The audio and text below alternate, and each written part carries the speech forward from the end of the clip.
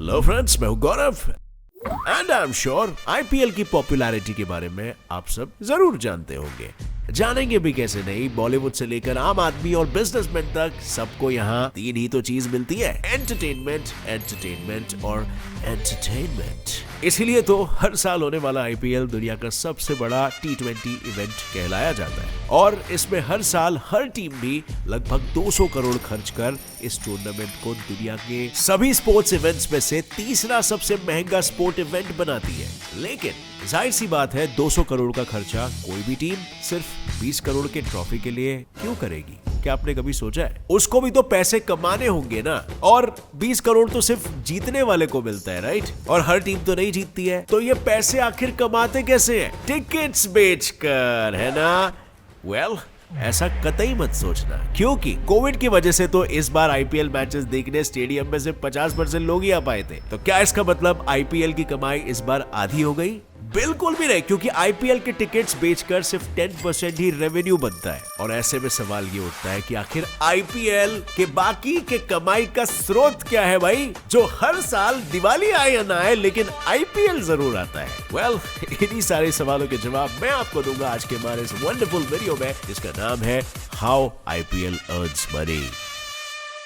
अब फ्रेंड्स, इससे पहले कि हम कमाई पे पहुंचे, पहले ये जान लेते हैं कि आखिर आईपीएल शुरू किस मकसद से हुआ था। दरअसल 2007 में जब इंडिया ने T20 वर्ल्ड कप का खिताब अपने नाम किया था, तब से क्रिकेट का ये फॉर्मेट लोगों के दिलों में घर बसाने लग गया, क्योंकि ये फॉर्मेट नया होने के साथ ही प्लेयर्स की काबिलियत भी कम समय में दिखाता था। लोगों को इतना long wait time test matches और 50 ओवर्स के मैचेस में पसंद नहीं आता था, क्योंकि उन्हें इतना पेशेंस नहीं था। आज आपको पता होगा, सारे social media platform short video को ज्यादा प्रेफर कर रहे हैं, क्योंकि लोगों का अटेंशन स्पैन बहुत ही कम हो चुका है। लेकिन इस फॉर्मेट में ना समस्या ये थी कि सभी प्लेयर्स अपनी अपनी कंट्री के लिए खेलते थे, और इसीलिए football tournament, English Premier League और यूएस के नेशनल बास्केटबॉल लीग NBA के फॉर्मेट से इंस्पिरेशन लेते हुए उस वक्त के बीसीसीआई के वाइस प्रेसिडेंट ललित मोदी ने 2008 में शुरू किया क्रिकेट का कर्मयुद्ध, DLF, इंडियन प्रीमियर लीग, जिसकी आवाज इतनी जोरदार गूंजी थी कि ये क्रिकेट के इतिहास का पहला ऐसा टूर्नामेंट था जिसमें बड़े बिजनेसमैन,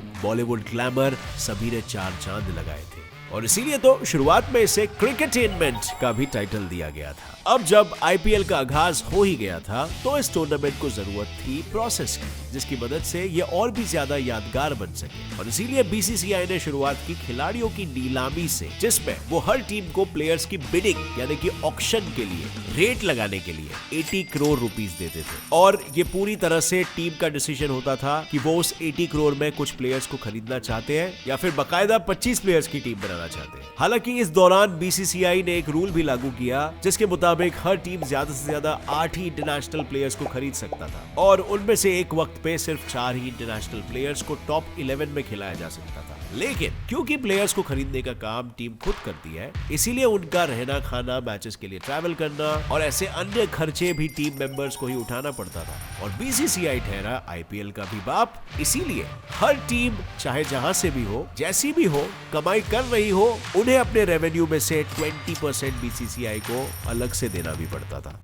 अब फ्रेंड्स, आई एम श्योर आप सभी एक्साइटेड होंगे for the remaining matches of T20 league. आप लोगों को तो पता ही है मुझे क्रिकेट कितना पसंद है, और गेम को एनालाइज करना, और ये करते वक्त मैंने रिसेंटली यूज करना स्टार्ट किया है My 11 Circle app. My 11 Circle के पास एक अमेजिंग रोस्टर है लेजेंड्स जैसे कि दादा सौरव गांगुली, VVS लक्ष्मण, अजिंक्य रहाणे और राशिद खान। इसका सबसे यूनिक फीचर जो है ना, वो ये है कि आप इसमें लिटरली खेल सकते हो इन चैंपियंस जैसे VVS लक्ष्मण, राशिद खान जैसे लोगों के साथ, और आपको मौका मिलता है कि आप हेड टू हेड इनको फेस कर सको। My 11 Circle में खेलना बिल्कुल ही इजी है। आपको 11 प्लेयर्स पिक करने होते हैं, दोनों भी किसी टीम में से, और अपनी खुद की टीम बनानी होती है। और अभी तो इंडियन T20 लीग आ रहा है, और My 11 Circle पर आपको सबसे बिगेस्ट फर्स्ट प्राइज मिलने वाला है, जितना किसी भी फैंटेसी गेमिंग ऐप पे नहीं मिल रहा। A prize of 5 crore rupees. Yes, you heard that right. और नहीं, ये पूरा पूल नहीं है, सिर्फ एक प्लेयर, एक स्किल्ड प्लेयर 5 करोड़ का प्राइज जीत सकता है। इसके अलावा और भी प्राइजेस है। अगर आपने राशिद खान के या वीवीएस लक्ष्मण की टीम को हरा दिया तो आप 5x कैश को जीत सकते हो। How awesome is that? और इतना भी नहीं, बल्कि आपको वेलकम बोनस में मिलता है 1500 रुपीज का। और इस वीडियो को जो भी जन देखता है ना, उनको एक्सक्लूसिवली 20% एक्स्ट्रा कैश भी मिलेगा ऑन देयर फर्स्ट डिपॉजिट। आपको बस नीचे डिस्क्रिप्शन में दिए गए लिंक पे क्लिक करना है, वहां से इस ऐप को डाउनलोड करो। And guess what? Winnings are directly credited to your account and it is really secure. Here are some of the winners who recently became crorepati's just by playing on My 11 Circle app. So किस चीज के लिए रुके हो भाई लोग? Download the app from the description और अपनी खुद की टीम क्रिएट करो on My 11 Circle app. लेकिन जैसे कि हमने देखा कि मैच बिडिंग से लेकर बीसीसीआई को रेवेन्यू देने तक आईपीएल टीम्स खुद ही सारा पैसा खर्च करती थी, तो क्या ऑडियंस को एंटरटेन करने की कीमत ये टीम्स खुद चुकाना चाहती थी? वेल, बिल्कुल भी नहीं, क्योंकि भले यहां सारा खर्चा आईपीएल फ्रेंचाइजी ने किया हो, लेकिन 45 से 60 दिन वाले इस टूर्नामेंट में वो तिगड़म लगा के लागत से कई गुना ज्यादा मुनाफा कमा लेते थे। और इस तिगड़म का पहला स्रोत है सेंट्रल रेवेन्यू। इस स्रोत का पहला चैनल है मीडिया राइट्स। वेल फ्रेंड्स, मैं तो कहूंगा यही है सारी कमाई की नस्ल, क्योंकि मीडिया राइट्स आईपीएल का सबसे बड़ा फाइनेंशियल कंट्रीब्यूटर है, जिसकी वजह से आईपीएल 60 to 70% रेवेन्यू हर साल जनरेट करता है। यकीन नहीं हो रहा ना? तो इसका नमूना भी बता देता हूं। जब आईपीएल 2008 में शुरू हुआ था, तब से लेकर 2017 तक उसको टेलीकास्ट करने का राइट सोनी एंटरटेनमेंट ने 8200 करोड़ में खरीदा था। यानी 10 साल के हिसाब से आईपीएल को हर साल 820 करोड़ मिलते थे। और हाल फिलहाल में आईपीएल के सारे मीडिया राइट्स स्टार इंडिया के पास है, जिन्होंने 2018 में 16,374 करोड़ रुपीस देकर आईपीएल के साथ 5 साल का कॉन्ट्रैक्ट साइन किया था। जिसका मतलब ये हुआ कि स्टार नेटवर्क हर साल 3,269 करोड़ आईपीएल को देकर उसका टेलीकास्ट अपने चैनल पे करवा रहा है। एंड इंटरेस्टिंगली, अब तो आईपीएल को ऑनलाइन भी स्ट्रीम किया जाने लगा है, जिसके बाद मिलने वाली टीआरपी से भी आईपीएल की आमदनी 4 गुना तक ज्यादा बढ़ गई है। लेकिन इतनी कमाई के बाद भी आईपीएल की आमदनी का ये चैनल यहीं तक सीमित नहीं है, क्योंकि ये शुरू ही एंटरटेनमेंट का बाप बनकर हुआ था। और जहां बाप होता है वहां बेटा उर्फ स्पॉन्सर भी तो होते हैं। और बस यही बना इसकी कमाई का दूसरा स्रोत, टाइटल स्पॉन्सरशिप्स। अब ये तो आपको भी याद ही होगा ना, जब आईपीएल की शुरुआत हुई थी तब इसे डीएलएफ आईपीएल बोला जाता था, क्योंकि तब डीएलएफ ने 200 करोड़ रुपए देकर 2008-2012 तक आईपीएल की स्पॉन्सरशिप खरीद ली थी। फिर इसके बाद 2012 में 397 करोड़ देते हुए 5 साल के लिए ये स्पॉन्सरशिप पेप्सी ने अपने नाम की थी। लेकिन 2015 में स्पॉट फिक्सिंग स्कैंडल के बाद खुद को नेगेटिव पब्लिसिटी से बचाने के लिए पेप्सी ने टूर्नामेंट से अपने हाथ खड़े कर दिए, जिसके बाद पिक्चर में आई चाइनीज मोबाइल कंपनी वीवो, जिसने पहले आईपीएल को 200 करोड़ देकर 2 साल के लिए स्पॉन्सरशिप अपने नाम की और 2018 में 2199 करोड़ देते हुए बकायदा 5 साल का कॉन्ट्रैक्ट साइन कर लिया एक्सक्लूसिविटी का। हालांकि चाइना और इंडिया के बीच उम्दे पॉलिटिकल टेंशन की वजह से 2020 में वीवो ने भी खुद का नाम टाइटल स्पॉन्सर से हटा दिया और फिर ये मौका मिला ड्रीम 11 को, जिसने 223 करोड़ देते हुए ये स्पॉन्सरशिप अपने नाम रख दी। पर ये तो कुछ भी नहीं है, क्योंकि अब बारी है आईपीएल के कमाई के दूसरे stage, ad and promotional revenue की, जिसमें आईपीएल पे सिर्फ और सिर्फ बरसता है पैसा। इसकी वजह है टीवी और ऑनलाइन स्ट्रीमिंग के वक्त मैच के बीच चलने वाले एड्स, जो आईपीएल की कमाई को 2 गुना बढ़ा देते हैं। दरअसल बात कुछ ऐसी है, 2022 तक स्टार स्पोर्ट्स आईपीएल का ऑफिशियल ब्रॉडकास्टर है और मैच में हर ओवर के बीच 10-10 सेकंड्स के एड चलते हैं, जिसकी वजह से हर मैच में लगभग 2300 सेकंड की एड इन्वेंट्री खाली होती है। और यही वो टाइम होता है जिसमें ब्रांड्स अपने प्रोडक्ट्स को लोगों तक आसानी से पहुंचा पाते हैं, और इसीलिए ब्रॉडकास्टर्स 10-10 सेकंड के चार्जेस का स्लॉट ब्रांड्स के लिए खोलते हैं, जिसमें वो हर 1 सेकंड का 5 लाख रुपया ब्रांड से चार्ज करते हैं। तभी तो स्टार इंडिया ने 2019 में 2200 करोड़ रुपए सिर्फ लोगों को एडवर्टाइजमेंट दिखाकर कमाया था, क्योंकि उस साल 51% लोगों ने आईपीएल देखा था, जिसकी बदौलत चैनल की टीआरपी कुछ ऐसी बढ़ी थी कि चैनल के खाते में 3000 करोड़ रुपए जमा हो गए। लेकिन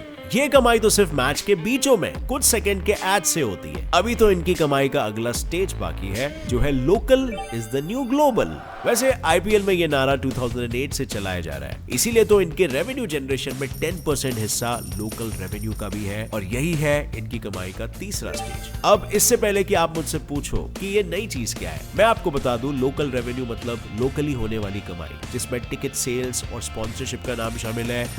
अगर आसान भाषा में समझाऊं तो चलो पहली बात शुरू करते हैं टिकट सेल्स से, जिसमें हर आईपीएल फ्रेंचाइजी के होम ग्राउंड में कम से कम उसके 7 मैचेस खेले जाते हैं, जिसकी वजह से लगभग हर मैच में 4 करोड़ के टिकट्स बिकते हैं। और अगर उसी वक्त होम ग्राउंड में कोई हाई वोल्टेज मैच होने वाला होता है तो उस टाइम पर ऑडियंस ज्यादा पैसे देकर भी मैच देखते हैं, क्योंकि इस फाइनेंशियल ट्रांजैक्शन में फैंस और फ्रेंचाइजी दोनों डायरेक्टली इन्वॉल्व होती है, और इसीलिए बिके हुए टिकट्स के पैसों पे सबसे ज्यादा हक फ्रेंचाइजी ओनर्स का होता है, जिसमें से 80% वो खुद रखते हुए बाकी के पैसे होम स्टेट क्रिकेट एसोसिएशन को दे देते हैं। फिर इसके बाद बारी आती है स्पॉन्सर्स की, जिनके लिए सबसे बड़ा मार्केटिंग टूल प्लेयर्स की जर्सीज होती है, और इसी वजह से आप आईपीएल के दौरान प्लेयर्स की जर्सी पे कलरफुल ब्रांड लोगो देखते हो। ऐसे ही थोड़ी ना हम एक आईपीएल टीम के आउटफिट पे 10 ब्रांड लोगोस तक देख सकते हैं। खैर, इसके साथ ही जो ब्रांड्स अपना लोगो प्लेयर्स की जर्सी पे नहीं दिखा पाते, वो फ्रेंचाइजी को पैसे देकर अपना प्रोडक्ट टीम के सोशल मीडिया हैंडल पर प्रमोट करवा लेते हैं, जिसपे स्टेडियम में लगे बड़े होर्डिंग्स और बोर्ड्स भी शामिल होते हैं। आप यकीन नहीं करेंगे, इन्हीं स्पॉन्सरशिप्स की वजह से हर आईपीएल टीम 20% से 30% तक अपना रेवेन्यू जमा कर लेती है। हालांकि इतनी कमाई होने के बाद भी आईपीएल कमाई के मामले में इंग्लिश प्रीमियर लीग से पीछे है, लेकिन इससे इस बात में कोई फर्क नहीं पड़ता कि कुछ दिन तक खेले जाने वाले इस टूर्नामेंट में बीसीसीआई सहित सभी मालामाल होते हैं। तभी तो अगर कोविड की वजह से पिछले साल ये टूर्नामेंट कैंसिल हुआ होता तो बीसीसीआई को 4000 करोड़ का नुकसान हो जाता। पर सवाल ये उठता है कि इन बड़े लोगों के अलावा आईपीएल देखने से हमारा क्या फायदा होता है? मुझे कमेंट्स में नीचे बताना फ्रेंड्स। और हाँ, अगर आईपीएल की कमाई ने आपके भी होश उड़ा दिए तो इस वीडियो को एक लाइक जरूर ठोकना। इस वीडियो से कोई भी नई बात जानने मिली तो भी एक लाइक ठोकना। नए हो हमारे चैनल गेट्स इट फ्लाई फैक्ट में तो अभी ही सब्सक्राइब कर लो और बेल नोटिफिकेशन ऑन कर लो, क्योंकि ऐसे ही नॉलेजेबल वीडियोस आपको आगे भी मिलते रहेंगे जो आपका ज्ञान सदा बढ़ाते रहेंगे। With that said, as always, stay curious, my fellas. Keep learning, keep growing. जय हिंद। इस गेम में वित्तीय जोखिम की संभावना शामिल है और इसकी लत लग सकती है। कृपया जिम्मेदारी से और अपने जोखिम पर खेलें।